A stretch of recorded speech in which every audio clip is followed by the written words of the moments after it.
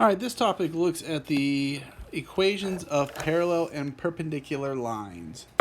So the first thing I want to point out is we have a line that's given to us, and that line has y by itself. That's really important, because if y is by itself, remember it is y equals mx plus b form. So the real thing that we really care about is the m, which is the number in front of x, because that's the slope. So the slope of my original line is negative 5/7. Because for a perpendicular line and a parallel line, the slopes will be related to this original one. Now, if this equation did not have y by itself, the first goal would be, of course, to get y by itself. So let's look at the parallel line first, because the key thing is parallel lines have the same slope.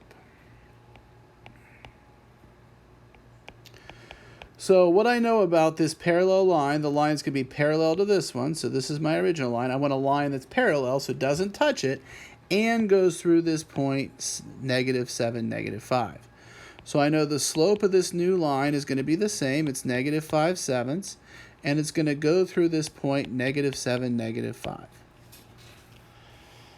So there's a couple ways to do this. You can use what's called point slope, or you can use the slope intercept. I've always found it easier just to use slope intercept. So what I'm going to do is I'm going to write y equals mx plus b. Because I know the slope of my new line, really all I need is the intercept, the b, and I'll be good to go. So I have a slope and I have a point xy. So I'll just plug those things in. So -5 goes in for y. The slope is -5/7. X is -7 plus b. So now you can use a calculator. You can do your work with fractions. -5/7 times -7 is just +5. So we get -5 equals +5 plus b. I will then solve for b, and I get b equals -10. Now, that's not my answer. My answer has to be an equation. So my final answer, my equation, is going to be y equals mx plus b, but my new slope is this, and my new b is this. So my answer is going to be -5/7 x minus 10. So now if you wanted to graph this on a graphing calculator, you could see that this line and my original line do not meet, and the second line I created would go through -7, -5. So let's look at the perpendicular. Now, it's pretty common in these kind of problems that one of them turns out to be pretty nice numbers. This one was pretty nice numbers. And one of them, the intercept, turns out to be kind of a different number, kind of a fraction number. So I'm guessing this is not going to be great. Now, the key thing about perpendicular slopes, perpendicular slopes are opposite reciprocals. So what an opposite reciprocal is, the slope of this line, this one is negative, so this one's going to be positive, and it's going to be flipped over. So since this one was 5/7, this is going to be 7/5. So you take one, you flip it over, and you change the sign. So if it's positive, it becomes negative. If it's negative, it becomes positive. And then I have the same point, -7, -5, so I'll go through the same procedure.